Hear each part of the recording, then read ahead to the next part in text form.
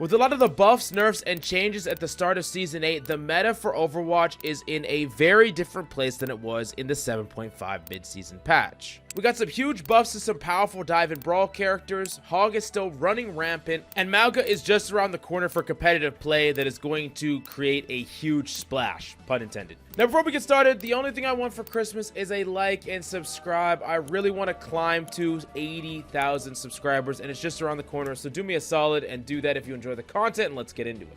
Now, first off, let's talk about the tanks. And some tanks are pretty much in the same spot that they have been. We think about characters like Rein and Rein Ball. These characters haven't been fundamentally changed. They are struggling a lot in the meta, and that doesn't seem like it's going to change anytime soon. Moving up the list, we have characters like Orisa that is very powerful as a character to shut down other tanks, although your agency and overall impact can be limited compared to some of the more powerful options if you learn to master them. Junkrat Queen got a slight spread nerf that makes her a bit more consistent, but overall still a very solid pick in solo queue, but as you start to climb the ranks, her power level starts to fall off. Doomfist got a change that people are split on whether it's a buff or a nerf. His ultimate costs more to get, meaning you're gonna have to go through one more cycle of seismic slamming in and punching out, but it also heals when he's midair. As a Doom player myself, I would say that this is actually a buff, primarily due to the fact that there's a lot of times when you engage with the power punch, you get your punch Suzu'd, take a lot of damage, ult, and then you feel like you can't go in to follow up on those cooldowns that you baited, and you just have to run away, as opposed to this situation where you could actually double down in and try to capitalize on the cooldowns that you actually baited out. Even if you are at low HP, I mean, you get a lot of HP back very quickly, and you don't need a lot to justify going back in. You just can't be one-shot. So I think overall it's a buff, but still, Doomfist isn't in the best place ever. Unfortunately, characters like Roadhog are particularly harder to deal with now that you can no longer cancel his breather cooldown. Last up, we have characters like Zarya that are down in the B tier. Still a very solid pick, but unfortunately, due to the fact that there are many other characters in the tanking role that have gotten buffed, and dive, especially with Winston, is looking particularly good. Zarya gets edged out slightly compared to some of her opposition right now. Now, moving on to the A tier, we do got to talk about Roadhog, and Roadhog is still a freaking powerhouse. He's incredibly powerful with a very high win rate, and they haven't changed him at all right now going into this new season. He's still one of the best characters to carry with in the game. Between pigpen setups for one-shots and displacement hooks that allow you to team kill and body block, Hog is just really, really good at being very disruptive, and he has the similar strength to a character like Orisa, where if you play natural cover properly, you just won't die, and even nades oftentimes won't be enough to kill you because you can just play line of sight until it goes away, time your engagements. A really good Hog can be freaking unstoppable, and if it wasn't for a lot of buffs to characters that either don't care about him, like Sombra and Tracer, or characters that can shut him down being very strong, characters in the supporting role, I think Hog would be very oppressive, and he probably still is. D.Va, while not in the S tier, is still very solid. Outside of the poke map, she's a very flexible tank that's really good at peeling or denying enemy plays, can stop hooks, can destroy Winstons as well, and overall is just a very, very strong character at harassing a lot of the supports right now, destroying lamps, eating nades, the list goes on. At the very top of the A tier, we do have Winston, and the fact that his Tesla cannon now goes through armor is a really big deal against many of his top counters. Brig, Torb, other tanks are even characters that you can farm in the neutral. Winston is looking really, really strong to this change, mainly because against a lot of the other matchups he's fine, but against the countered matchups or the characters that get swapped to deal with Winston, those are going to be a lot harder to make work, and you couple this with a lot of the changes to the DPS characters that are very, very strong, and we could be entering a Winston dive meta, although you're going to need a bit of coordination, which means it's going to be weaker as you go down in rank. Now, before we talk about the S tier and the broken hero, let's talk about low elo. And Orisa is still a fantastic pick for low elo, mainly because you can just deny all the nonsense. People are going to pump a crazy amount of heals into you, and at the same time, the enemy is going to pump a crazy amount of cooldowns into you that you could basically ignore as long as you're staying relatively near natural cover. And Orisa is just going to be an unkillable monster in low elo. Now, Hog is also a character that I'm going to put in low elo, mainly because Anas are not going to be consistent at shutting you down. Play your cover, look to try to hit as many hooks as possible, but prioritize your life over everything, and you're going to be just fine, and you don't need a lot of help from your team to hard carry. Now moving on to the S tier, we do got to talk about Ramattra. Seeing a lot of play right now in scrims in the pro scene, it's looking like Ramattra could very well be the meta unless Mauga has something to say about it. Now, Ramattra did get a buff to his base armor, and now the hitbox and the damage of his poke fire is going to be stronger as well. So Ramattra has finally been power crept enough to compete with a lot of the other top characters, but it's important that even though Ramattra is very strong, Ramattra is a character that has to perfectly play their matchup and understand the tank matchup most importantly. A lot of these characters are going to be problematic for Ramattras that don't know how to play against them. Characters like Hog can just annihilate you with a whole Hog play or a hook displacement play. Characters like Winston can time their engagements to just destroy and dominate your backline, so you're punching the front with no sustain and you die. It's very important to understand that a Ramattra meta doesn't mean a pick a character and win meta. But the other character in the S tier is definitely Sigma. Still going to be the dominant character on any poke map. Sigma is still an absolute necessity, and I don't think that Ramattra has been power crept enough to contest with Sigma. Sigma is kind of in a class all his own as a character that gets to abuse a shield in a way other characters can't. As a poke character, he's still phenomenal. Very, very strong. No longer maybe the most dominant uncontested character in the tanking role, but still very, very powerful. Now, the big elephant in the room is Mauga. As of Season 8, they super buffed this character in every way imaginable, and if they would have put him into comp right away, he would have just taken over the whole damn meta. But we just found out that before he comes to comp, they're going to be doing some changes to him by nerfing him slightly. So we're going to have to wait and see exactly where he ends up. I still think that he's going to have a huge impact on the meta. Even if he isn't the most busted thing to do and he does have counterplay, there are going to be certain characters that are needed to shut him down. Characters like Ana and certain tank matchups that are either going to be very, very frustrating to play against Mauga, or tank matchups that you need to swap to if you want to shut him down. Definitely a polarizing character, but we're going to have to wait and see for his full placement. But unless he's nerfed substantially, he's probably going to be busted. And I definitely want to move on to the DPS tier list, and there are a lot of movers, but there are also a lot of characters that are just the same spot that they were in the last tier list. First up, let's talk about the C tier, and the only character that is here that wasn't here before is Sim, and I want to make it clear here, especially for characters like Sim and Junkrat, these characters are very hard to place because they require a lot of expertise to get a lot of value out of them, and many of the players that play these characters don't truly unlock what these characters are capable of. So if you learn and master these characters, you can climb all the way to the highest ranks to play. That's why we see a lot of one-trick Sims and Junk at top 500, but they are not consistent picks in the meta, and oftentimes these characters have huge polarizing map win rates, where on certain maps they are really, really bad, and on other maps they are absolutely dominant. But as we move away from the predominance of Orisa and we're looking at either dive or long distance poke engagements that close in very quickly, I don't really see these characters shining all too much.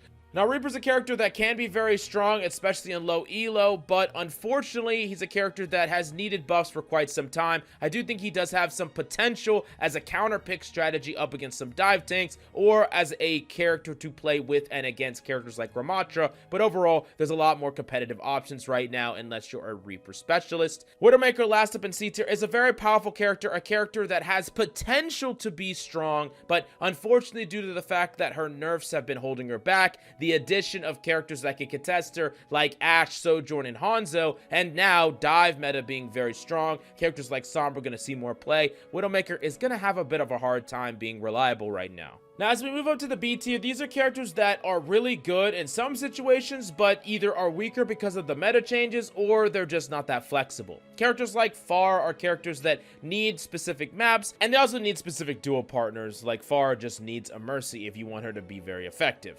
Now, Cass is in the B tier, up from the C tier, mainly because he's actually decent in a dive meta up to a certain rank. Like, with coordination and good divers, yeah, Cassidy's going to kind of get rolled. But up to that point, just having a character that can kind of deny a lot of these runaway abilities from the mobility heroes, and can just randomly one-shot characters that play open space too much, plus the extra bit of health, he's actually not quite that bad. Now, Hanzo is down quite a bit all the way to the B tier for several reasons. Number one, characters like Sojourn and Ashe just seem to be more reliable and consistent right now. And while you could definitely make up the difference and become a really dominant Hanzo, it is a fair bit harder to get the same value out of these other characters, and I don't entirely believe it's worth it right now to do so. Maybe this is because Hanzo still doesn't have a goddamn passive, I don't know, but it is frustrating. On top of that, with divers becoming more prevalent, Hanzo actually has a hard time with a lot of these buffed divers, especially out of nowhere when he doesn't get to set the perfect terms of his engagement,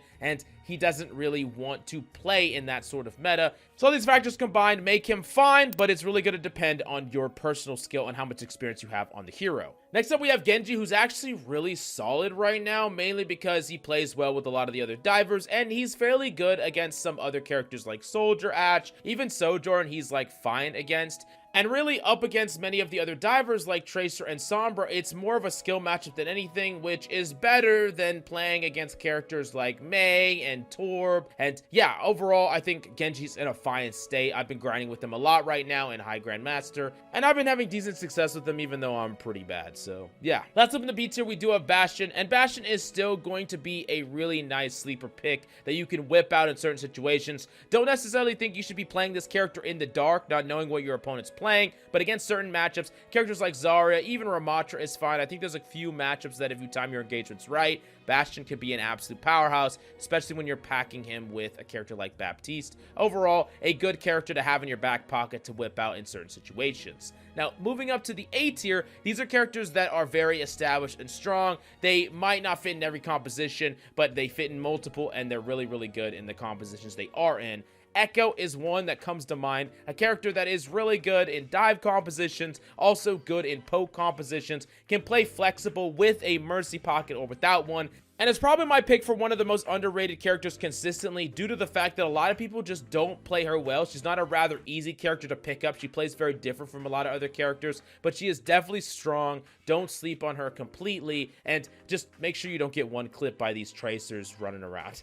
Next up, we do got to talk about Soldier that did get a slight nerf to his heal station. Nothing that is going to largely affect him. I mean, 15 to 18 seconds isn't really going to make a meaningful difference to Soldier as long as you make sure that you're keeping an eye on that heal station and not engaging before it's ready and you're in a situation where you can get dove on right away. You're going to be just fine on Soldier. He's still a really reliable ranked pick, very strong and actually decent at dealing with a lot of these divers, assuming they're not super coordinated. You got to make sure that you're ready to freaking run the hell away when things get bad early and often. Living is most important. Don't get caught out in a place too long, especially without that heal station. Make sure that you are constantly relocating all the freaking time. Now, Mei did get a slight ammo nerf, which like doesn't really matter at all. I mean, Mei is overall still a very strong character, good at dealing with a lot of the brawl tanks, can shut down characters like Ramatra really, really well, can really be a character that can completely swing the tank matchup in your favor, and the added benefit of being able to one-tap tracers with Icicle if you're good with them.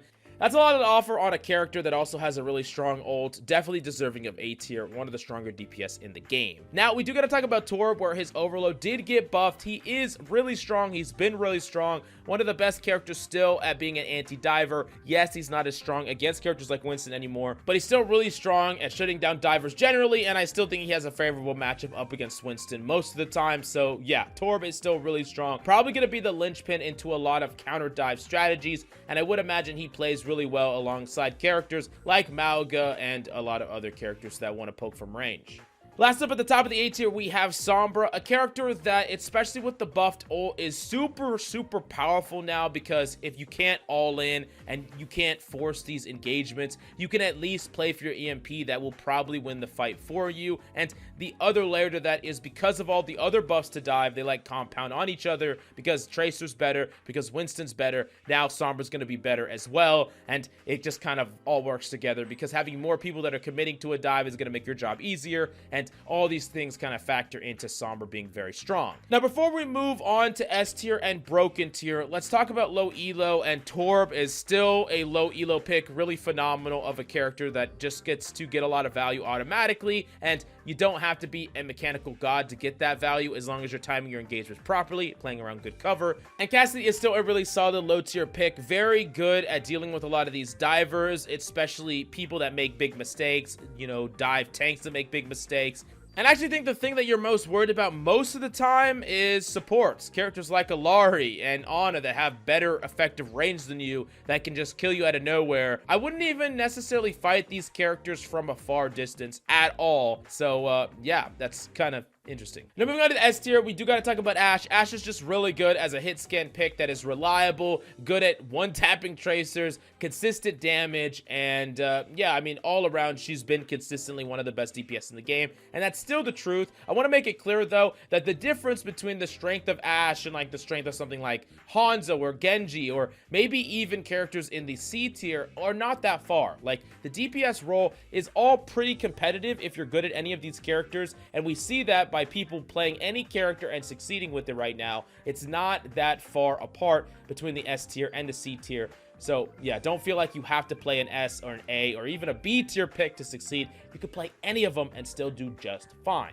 Next up, we do got to talk about Tracer. With the buff to 6 damage per pellet, Tracer is a monster if you know how to use her right now. She is one-clipping fools. She's warping the entire meta around her. She might single-handedly push us into a dive meta alone, and even if we're not in a dive meta, Tracer's probably still going to see play in a lot of other compositions. That difference is so huge in a world where there's so many things that just get out at 1 HP just barely from you. Now you're killing them consistently. Yes, Tracer's a very hard character to learn and master, but she is one of the strongest characters in the game right now, and I cannot overstate how strong this buff is. Tracer's freaking insane right now. If you want to climb, just freaking grind Tracer. And I'm going to be making an updated 2024 Tracer guide very soon. So definitely like and subscribe so you don't miss out on that one, because it's really going to help you. Now, of course, in the broken tier, and keep in mind the broken tier is still part of the S tier. It's just like the very top, the best DPS in the game. It's still Sojourn, and it's still gonna be Sojourn. She's still really, really strong, even if you're not that great at her. She's very reliable, hard to kill, can play in dive, can play in poke, can play in brawl, so she's very flexible. And then when you get really, really good at her, you're just freaking killing everybody. I mean, she is still one of the strongest characters in the game, and yeah, no matter what meta we end up in, whether it's a Mauga meta, a dive meta, still a Sigma Ram meta, whatever, it doesn't matter. She's going to be there, and she's going to be freaking strong as hell. Consistently been one of the strongest characters in the entire game, and that doesn't seem to be changing anytime soon. So until further notice, she is still the queen of DPS. But let's talk about the last but certainly not least role, the support role. And if you look here in the C tier, we got no one. There isn't a weak support. It just doesn't exist. And yeah, yeah. There's no weak support. So we're gonna start off with the B tier, and there are 3 supports of the B tier. Let's first talk about Moira. Moira is good specifically in a dive comp and not much else. The fact that she can go in, find damage-based value, and at the same time heal her divers and heal her other DPS means that she's actually fairly good in that comp. I think she can also be played with the rush composition with a Junkrat Queen and a Lucio, but outside of that, she's not going to be that reliable, mainly because you need to find a way to get value with her damage. If you can't find a way to do that, then you're much better playing a character like BAP or something along those lines, because that's the only other bit of utility that Moira offers. She doesn't offer any anti-nades or Suzus or pulls or discords. She only offers damage, and she only offers heals. So if you can't find a way to get value out of both, then you're not going to be able to climb with this character. Now, next up, we do got to talk about Lucio, where Lucio can definitely have a lot of impact in ranked if you're either stacking or you're playing a DPS peel-heavy style of Lucio. But for the most part, trying to coordinate with randoms can be very frustrating on Lucio. You feel like you can't even play the real or regular scrim or competitive style with him in ranked play. You have to adopt like your own unique style, but you can still succeed in spite of that. But sometimes when you're trying to DPS or frag out on Lucio, you're like, I could just do this easier on like most of the other supports, but I'm just doing it on Lucio because I like this character. Last up is Mercy, and Mercy actually did get a small quality of life change, mainly due to the fact that her beam doesn't disconnect when she pops Valk, which is a nice change, but it isn't going to move her placement or anything like that. Mercy is very strong in the right composition. She's very good at enabling certain characters like Echo, Ashe, Phara, and Sojourn, of course, but she doesn't synergize very well with tanks, and oftentimes there is going to be a sacrifice that is created when you're playing a Mercy, where you're locking Mercy, you're not enabling your your tank at all, and you're not helping them in the tank mirror. You're instead doubling down on a DPS of choice. And if that's a random DPS that you don't know how good they are or what value they're going to bring, it could not be worth it, and you could be costing your team the game, mainly because you're investing in a stock that is just not gonna play out the way that you want to in that game, as opposed to playing a character that has a much more reliable impact. Mercy can have spikes, especially if you're solo queuing, and that's kind of why I don't always suggest solo queuing if you're playing Mercy. It can be a frustrating experience, unless of course you're a movement god. Now, moving up to the A tier, these are characters that are just very strong and reliable at doing what they're good at. They don't play in every composition, but they're still very, very good overall. First off is Brig. Did receive a slight nerf to her whip shot damage, but still, Brig is very freaking strong. One of the highest win rate supports before the change, and that won't likely move it very much. Still one of the best characters as an anti-dive character, although you got to make sure to be a little bit more disciplined with your position up against characters like Winston that are going to be looking to jump you because they're not scared of you anymore. Keep in mind, you do have counterplay. Whip also denies the jump, so if you time it right, you can deny the jump. Also, keep in mind that you often want to shield bash to a better position, not just shield bash the monkey and die. Shield bash yourself the hell out of there. Use it as a form of mobility. Then you have the whip, your mobility, your position all combined. You're going to be just fine if you play this character disciplined and well. Next off is Zenyatta, a character that is going to get dove a lot, but also can help dive. So it's kind of weird because he's a glass cannon where he can make your dive crazy efficient. He's also enabling counter dives. Like if you're playing a dive mirror, hypothetically, and they want to jump your Zen, but the Zen discords the Winston and they counter dive, you could shut down their Winston right away, discord someone else, die, trade out. It's very possible for Zen to get the leg up in that fight. And also with the extra health on Zen, he's actually a bit better at sustaining a lot of these dives. Still a bit annoying against Sombra in particular, but the other divers, he can outplay them if he's good, positions well, or has peel. So overall, he's still an A-tier character because a lot of the strategies that I talked about. Plus, he's also a character that is good against characters like Roadhog at actually potentially killing him, and he's also going to be good in a Mauga meta as well, as a character that can help the trade of damage in the neutral. Last up in the A tier, we do got to talk about Lifeweaver, and Lifeweaver has secretly and slowly become just a very reliable heal botter. He's really good at intervening in a lot of very aggressive plays. I think he's going to be really good at combining with a Mauga that kind of all-in ints and then gets to get pulled out, although there's a lot of good supports that combine well with Mauga, I believe, so maybe he doesn't quite make the cut, but still, he's also good with characters like Ramatra. He's good just generally as a very good character in a slow meta. He's hard to dive. He's good against dive. There's a lot that kind of add up to him, plus the fact that his tree is just a very, very strong ultimate, capable to be used aggressively, defensively. It's pretty much good all the time, and while it's maybe not as strong as an ultimate like Beat, maybe it's not always as strong as an ultimate like Trance, I believe it's more flexible, and that makes it really, really strong. And it's not a character that can really utilize it very well, and if you're playing Discipline, you're going to get a lot of freaking trees. Now, before we talk about the S tier and the broken tier, we're going to talk about the low elo tier, which is Moira. Moira is just a very solid low elo pick, mainly because you can duel most DPS. They're not going to be able to beat you if you have good movement. Remember, left, right, crouch spamming. Utilize the fact that you can alter your headshot hitbox a lot and make yourself really, really hard to hit in the head, which is super strong against a ton of different DPS. And if you do that, you're going to be trading damage at a much more effective rate against people that just don't have the mechanics to keep up with you. So yeah, I mean, frag out, kill everybody, have the most healing and damage in your lobby, and just carry the damn lobby, and you're gonna be just fine. Now, let's talk about the S tier, and there are actually 4 freaking supports in the S tier, and they're all just so good, it's like impossible not to put them all up here. First up, we have Illari, still very reliable at dinking people, contesting divers, really good at just carrying games. You can get a lot of kills. You can play really good in the neutral, just poking from range. DPS Illari is just crazy value, and it's the right way to play her. You could take an off angle. You basically play as like a DPS that's hard to dive. It's kind of nuts how Illari might just be the best DPS in the game.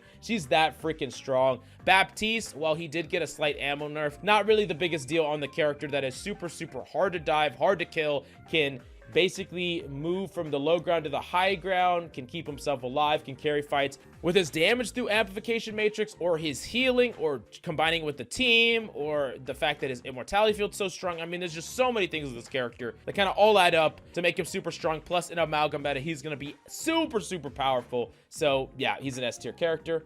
Ana is looking to be more and more essential, still really strong at combining with ultimates like Ramatra ult, really, really good at shutting down characters like Hog, in fact, needed, good at shutting characters down like Ramatra, good at shutting characters down like Mauga. I mean, Ana is kind of like the glue that that holds this game together a little bit. I understand that Ana is like super busted, right? Like, people like to talk about Ana being very, very strong, Nade being very, very strong, and I'm not going to disagree with you, but in the current state of some of these tanks, if there wasn't a character like Ana, those tanks would be super busted. So if you heavily nerfed or removed or whatever, some function or form of Ana, you would have to heavily nerf some of these tanks as well, because Ana is what keeps these things in check. Ana is how you dominate and shut down a lot of these very powerful strategies, and she's going to be more needed going into Season 9 and throughout Season 8. So yeah, definitely one of the most powerful characters in the game. But here's what I will give you as a tip to Ana. Don't just nade a Hog every time you see him. Don't just nade a tank every time you see him. I see this with a lot of Anas where they just throw it out. They don't properly time it where their team can follow up with it, and then they get pushed after the fact and die. You need to make sure that your team and you are in a position to actually follow up on an ante, or else you should delay and wait and postpone that ante. You still can use your sleep to protect you from things like hooks, but make sure that you're not just throwing a nade every time you see a target if they are intentionally trying to get hit by it or they're in a position where they can't be followed up on. That is how you throw a game completely. Even if you naded that Hog every time you saw him, never missed a nade, you could still be losing that game for your team. Last up, we do got to talk about Kiriko with the new healing buff where the healing moves faster, and the fact that she has a huge amount of burst heals when she cleanses certain effects like anti. Kiriko is also just super, super strong. Yes, I know that her Suzu isn't going to quite last as long, which is going to be relevant when there's a lot of dive characters flying around. But the benefit she received for that nerf is very, very strong and definitely worth it. And Kiriko is super buffed as of this season. But it is important to understand that even with her buffs, she is not going to be a dominant force in most ranks of play. She actually has some of the lowest win rates in the majority of ranks, mainly because she's just hard to play. If you're not getting damage-based value with her, if you're not being able to hit your kunais at all, if you're not being aggressive, taking off angles, doing all these things while still saving your team, you're not getting all the value you could out of this character. She has great mobility and great burst damage. That's one part of her very powerful and complex kit, and you need value out of all of it if you really want to climb and be very good at this character. Now, we don't have a specific character in the broken tier, but the broken tier today gets the support passive because it's what enables this role to be so damn powerful. It's the best passive in the game by quite a far margin, and it's one of the things that you need to be thinking about how you can abuse it throughout a game. What can you do to play greedy enough to utilize the passive, not die, play line of sight, play cover, and get as much value out of this passive as possible? That's how you're going to win games. Anyways, what buff and nerf has you most excited about Season 8, and what do you expect the meta to settle on as of the end of Season 8 and once Mauga hits the competitive scene? Definitely let us know in the comments down below, and smash the like and subscribe so we can get to 80k subs. Thank you, and we'll see you next time.